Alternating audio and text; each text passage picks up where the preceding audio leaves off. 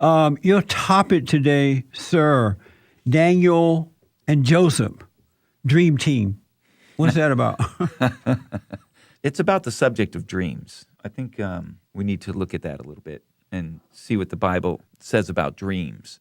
Dreams is all through the Bible. Everybody is dreaming. And according to the Bible, a lot of these dreams, and, Are they half the time, daydreaming? I don't know if Are they daydreaming or night dreaming? they're night dreaming. Oh, they're in bed sleep dreaming. They're in bed sleep dreaming. That's not good. And, see, I'm not sure whether these dreams are the same type of dreams that we have. Oh, okay. Because they'll call them dreams, they'll call them visions, and they'll call them dreams and visions. And they have such detail and remember such stuff. And angels visit them in their dreams and explain things or in their visions. That I don't really think it's the same kind of dreams that we all dream. It's not the dreams we get from overeating just before we go to bed. That's what I'm thinking. It's not the same. Because why would you then get up and move your whole family to like Joseph did? And I don't mean the ancient Joseph that I'm referring to with the dream team, but the Joseph and Mary, that Jesus was born to Mary and Joseph was the husband of Mary. He had a couple dreams that made him take his family at night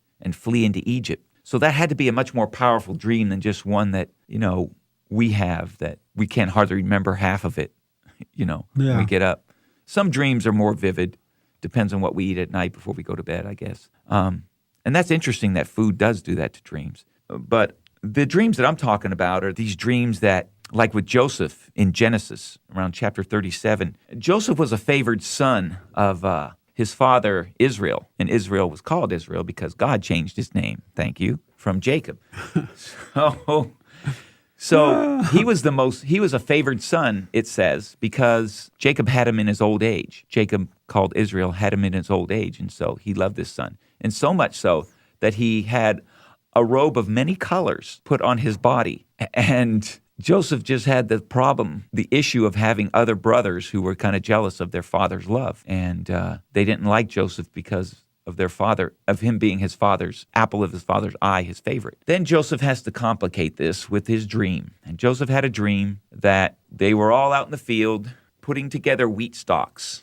And his wheat stalk rose above theirs, and their wheat stalks all bowed down in obeisance to his. And he told that in the company of his father and his brothers, and even his father was taken aback. What, I'm going to be bowing to you?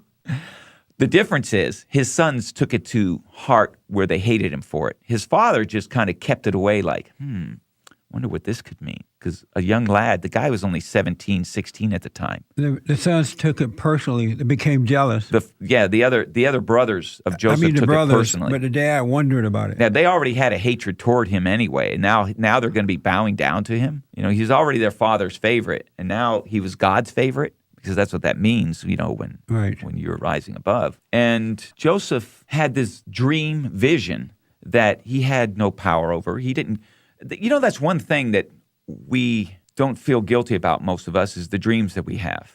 First of all, we can't remember most of them. And secondly, we know that we don't create our own dreams. Although when I was a lot younger, in my 12, 13, I used to remember great dreams that I had.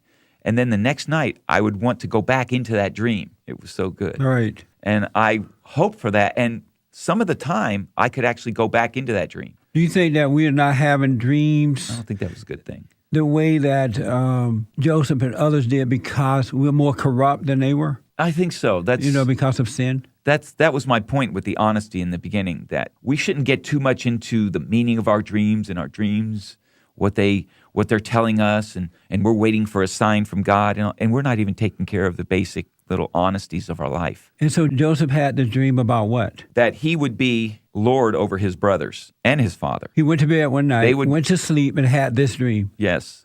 That he would be Lord over his brothers and his father. Yes. And it was such a vivid dream that he just had to tell it. I guess he had it more than one time. What was the dream? Tell us. That's all he said about the dream? I went to sleep and I dreamed that I was going to be Lord over my brothers and my dad. Or did he go more into the details about the dream itself? What Not much more than what I told you. Oh, okay. Okay, here was the dream. Now, Joseph had a dream, and he told it to his brothers, and they hated him even more. So he said to them, "Please hear this dream which I have dreamed. There we were, binding sheaves in the field. Then behold, my shiv arose and also stood upright, And indeed, your sheaves stood all around and bowed down to my sheaf. And his brother said to him, shall you indeed reign over us? Or shall you indeed have dominion over us? So they hated even more for his dreams and for his words. Then he dreamed still another dream and told it to his brothers and said, look, I have dreamed another dream. And this time the sun, the moon, and the 11 stars bowed down to me. Wow. That's deep. So he told it to his father and his brothers, and his father rebuked him. Jacob rebuked him and said to him, what is this dream that you have dreamed? Shall your mother and I, your brothers, indeed come to bow down to the earth before you? And his brothers envied him, but his father kept the matter in mind, it says. There's nothing new under the sun, huh? So, Jealousy and envy has been around for a long time. Joseph, why didn't you keep that to yourself? Right. And then what happened after that point? Well, what happened after that is the dream came true. The brothers, envious of him, when he was coming out to meet them, because they had all went out to do the sheep, to shear the sheep or sell the sheep or something out in the fields. And he came out there to meet them, and they grabbed him and sold him to a band of Ishmaelites. It's smiling in your face.